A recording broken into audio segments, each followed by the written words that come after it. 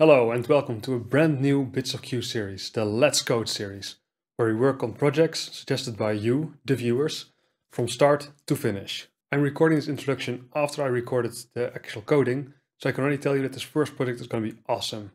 We'll be building a JSON serialization system. That means we'll be using some complex C++ features such as templates, we'll be using deduction guides, even a bit of meta programming. What's more, we'll be using some C+20 features, namely concepts and requires expressions. Best of all, this entire project I'm going to develop using test-driven development. That means that for every little feature of the project, we are going to first write a test and then write the code that implements it. This way of working doesn't just make sure that at the end you have a fully tested product, it also helps you to develop more efficiently, as it's basically impossible to introduce any kind of complex bug, as you'll be testing along the way, and it also guides you towards writing nice, modular and maintainable designs. So if you're curious to see how that works in practice, make sure you subscribe to this series. As I said, for the first project we'll be building a JSON serialization system. That means we'll need to find a way to get our C++ data to JSON. As with any project, the first thing we'll do is figure out our requirements. What is the scope of the serialization system? What kind of types do we want to support? Now, if this was a really big project, I would advise you to use a requirements management system where you can formally define your requirements, your design decisions, your tests. But of course, for a small project, for a YouTube video, that's a bit overkill. So what I like to do is really just open up the IDE and start jamming a bit on the interface. Just figure out how I would want to interact with this JSON serialization library, and based on that, figure out what the requirements are. Derive requirements from use cases. As always, any code that we write during this series you can find back in the Bits of Q GitHub repository. There are timestamps in the description if you want to skip ahead. Now let's get started. When I think serialization, one of the first things that comes to mind is std cout.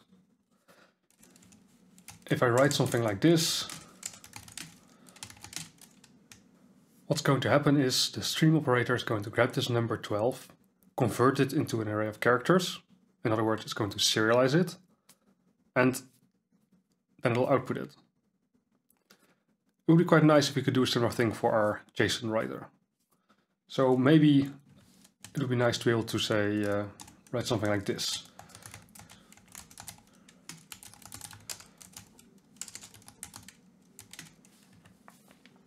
Of course, in JSON, you cannot just output a number. Everything in JSON is kind of a key value pair thing going on, or a name value pair is perhaps a better way. So maybe you want to write something like this.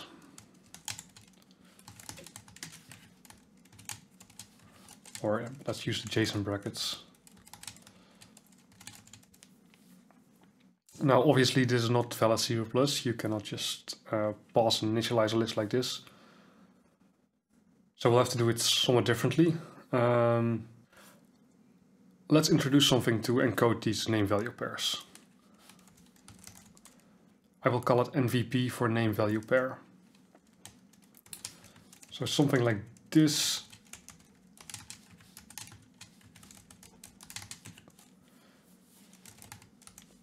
A syntax like this seems quite intuitive, so let's give that a try.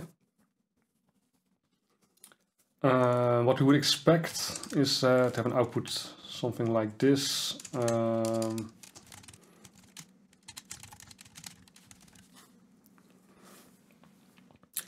So I guess here we already have like the first requirement, right? We want to be able to pass name value pairs using built-in types. So let's actually just write that down.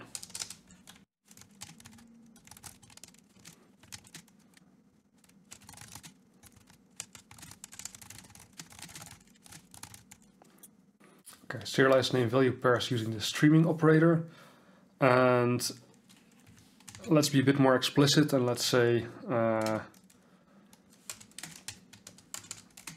with built-in types.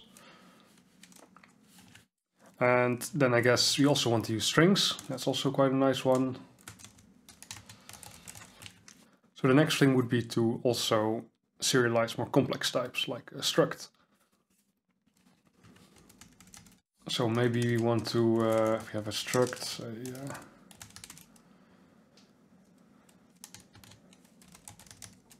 we have an address struct. containing an std string street name. Let me actually spell it correctly. Street name and an integer house number. Then it would be great if we could also just simply write an instance of our address.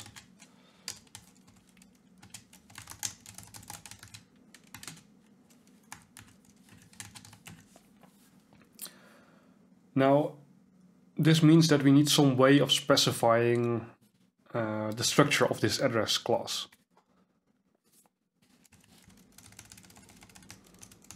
So let's say we want to serialize with custom classes. Classes are structs. So what kind of output would we expect here? I guess something like this.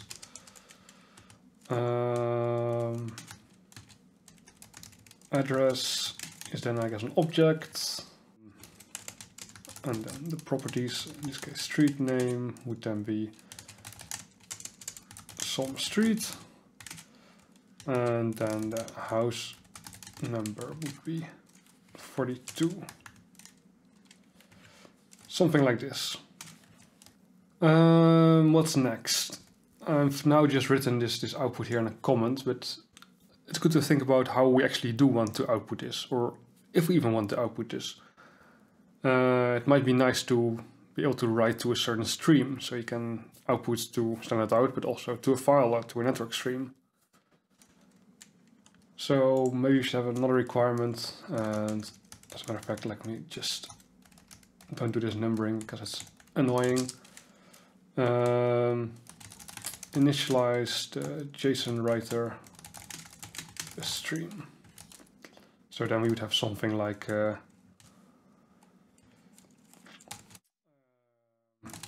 if we want output to cout, we can just do something like this. Otherwise, you might open a file stream and write to that. It gives us a bit more flexibility. JSON also supports list-like types. Again, I have the documentation open here for JSON. There's this concept of an array. So the reason I said list-like type here is because I want to be able to serialize any kind of list-like type. Standard vector, standard array, other things that behave like an array or a list. So we'll probably end up introducing some kind of concept to identify the types that need to be serialized as a JSON array. As I said before, if we want to serialize this struct, given that C++ does not support reflection, we cannot ask the language what the members of a certain struct are, for example. We need some way for the user to specify this. So let's add a requirement for that.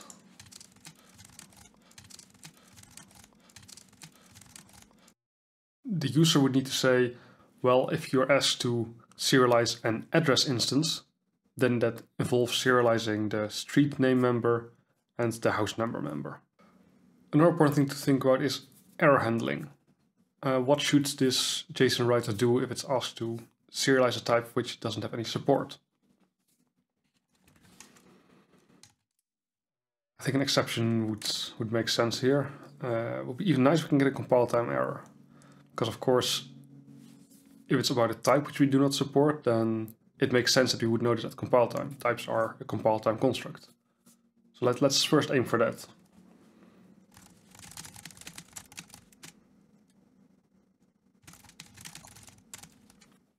Now for this project I wanted to follow a test-driven development approach, meaning that we'll first write our tests and only then write the code that's supposed to make the test pass.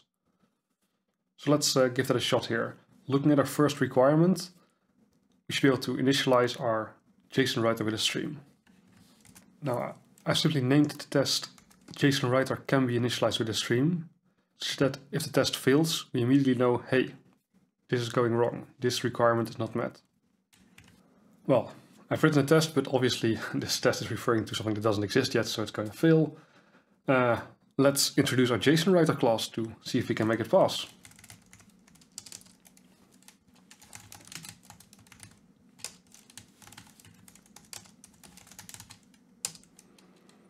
And then the first thing to do is introduce the constructor that is going to accept this stream.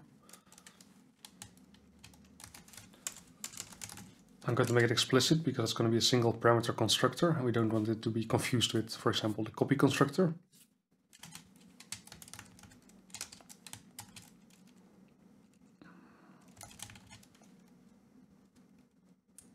And since we're making a writer class, this would have to be an output stream. Yes, we're outputting things.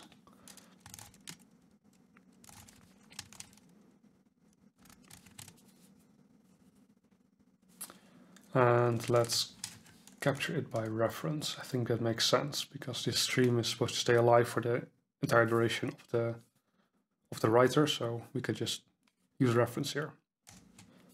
Now, if I save, we'll see that everything builds successfully. And if I now run this test, it all passes. So we have verified that we can initialize an instance of the writer with a stream. So that's requirement 1 already passing. Now, next, let's introduce this name value pair thing.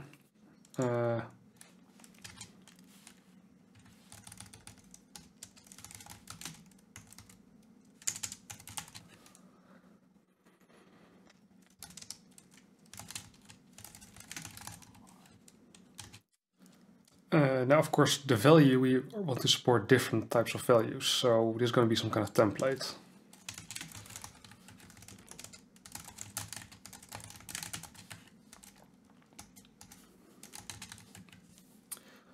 For now, I just want to get things working. I'm not going to think too much about whether I should accept by reference here or whether I should use pointers or whatever. We'll think about optimization when we are a bit further along.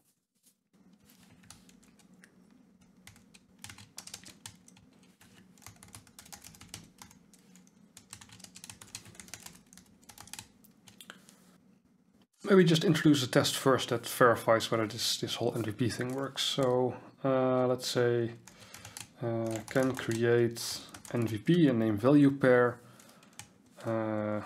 with built-in types. Oh, I'll just write a couple of different ones here. So we should be able to say MVP of some name, and then some value. And now we see a little problem here. Okay, so it says no viable constructor or deduction guide for the deduction of template argument of NVP. So basically it doesn't know what this T here is. So let's specify a deduction guide so that it knows how to deduce this T from the input parameters. Alternatively, we can just make a constructor, but I like the deduction guide, it's nice.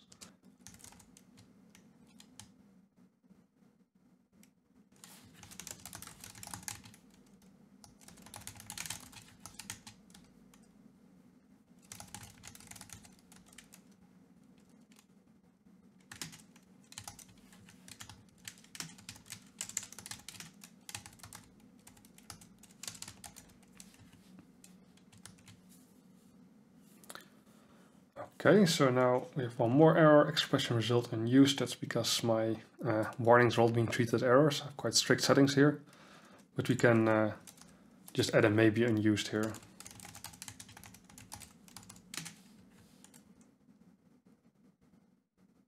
Okay, we can now define our NVPs. Next thing is see if we can actually serialize them. Again, I'll write the test first.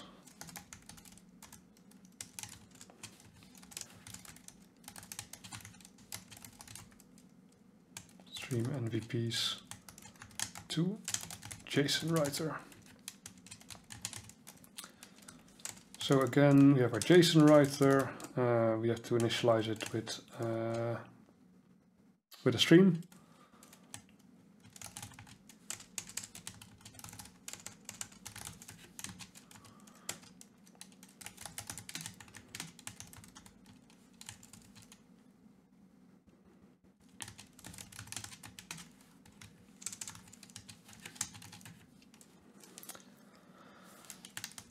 Okay. That of course doesn't compile because we haven't added the stream operator yet, so let's do that. There we are, here, yep.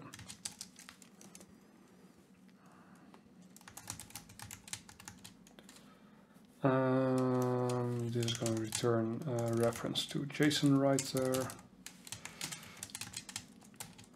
This has to be a templated operator because, again, we want to accept different things here. Now I'm just thinking, are we only going to accept NVPs, or will there be other types that we can directly serialize? Maybe types for which we have a default name specified. For now, let me just write the minimal amount of code that's needed to satisfy this test, and hence allow it to stream NVPs.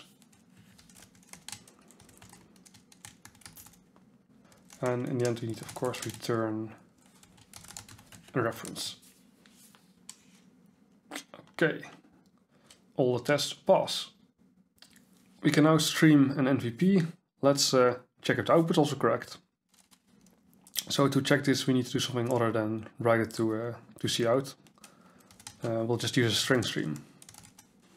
And let me also just update the name of this thing. And then it'll actually say stream here. So in this case, we expect that this NVP is going to be streamed to this string stream, so we can then compare the content of the string stream with our expected result.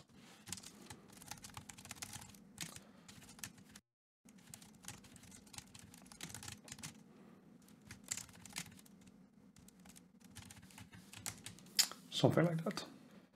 Now, we already have a build error because I just renamed this thing to stream, and it's saying that we don't use this parameter. So let's do that. Let's store this stream.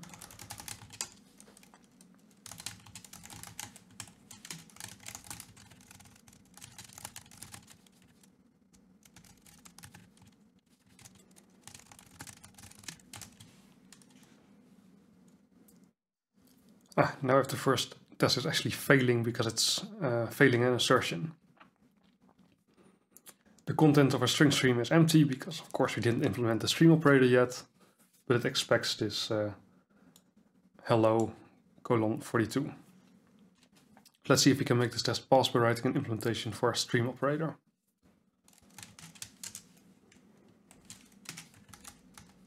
We're not changing our MVP, so let's accept it by reference to const. And now we need to write to our mstream.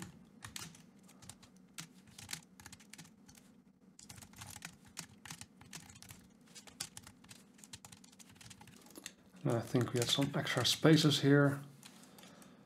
Something like this is almost correct. I forgot to put the string in parentheses, so let's fix that. The name should be, I said parentheses, I meant quotes, of course. Still not there. Colon, yep, that also doesn't work. There we go. And then an extra space, something like this. Great, all tests pass. So we've now successfully serialized a simple built-in type, namely an integer. Let's test a couple of more built-in types to see how they all work out.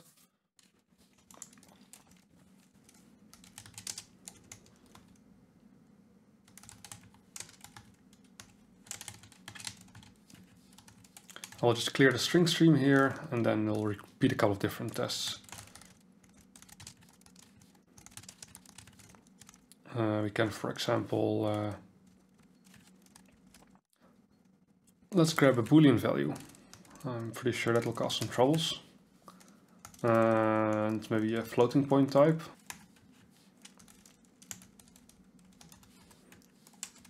And this is going to be interesting because this means you still have to deal with precision. Okay, the first failure is already at the start here. Hello and 42. Why is that failing? Expect the quality of these values. It only shows this one. Oh, that's great. I apparently removed this space accidentally. My bad. Let me fix that. Next problem, the Boolean one. Let's look at that one. This one I guess is going to be 1 because Booleans by default are output as either 0 or 1 unless you turn on the bool alpha flag for IO manipulation. Which is something we can quickly fix by simply adding this flag.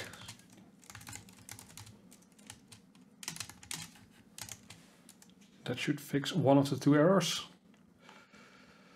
Apparently it did not. There is something else going on again. An extra space. I think we do want to stick to this extra space everywhere, so let's make that our test reference. And now everything passes. Great. It seems we can handle the integers, doubles, and booleans. Let's see what happens when we pass the string. Because that was one of our separate requirements, right? We had this written down here. Built-in types and creating with the string we've now got covered. The next one will be strings.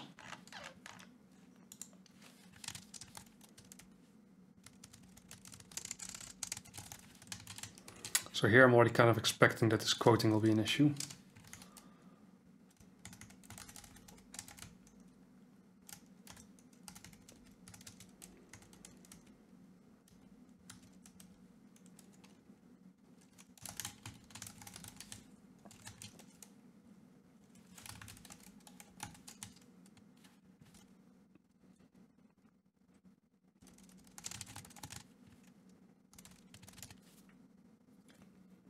And of course, by default, if we send this string to the string stream, it will not have these quotes. So indeed, it fails here. So now we get the first bit of specialization here. We need to have special behavior dependent on the type. Let's initially go for a simple const expression if statement.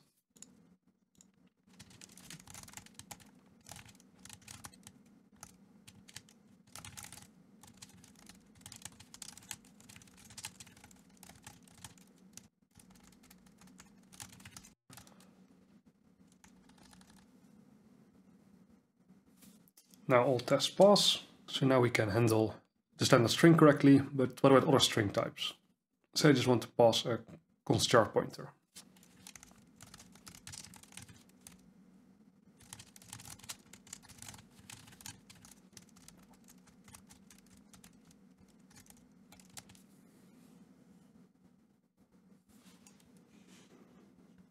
Okay, so here it doesn't recognize that goodbye is again a string-like type, so it doesn't do the quotes. We can fix this by simply replacing this is same v with is convertible to. Is convertible v, that's the one. And that's from to, so that means the order is already correct. From t to string. Let's see, if we now compile, then all tests pass. Great. So now we can handle built-in types and we can handle different string-like types. I think this is a good place to end episode 1. In the next episode we are going to figure out how to serialize these structs and classes, which means that we need to devise a way for the user to inform us what the different members are in a class. Now if you're really curious to see how we're going to approach this, the code can already be found on GitHub, so if you want you can already check it out. Either way, I hope to see you in the next episode. Thanks for watching.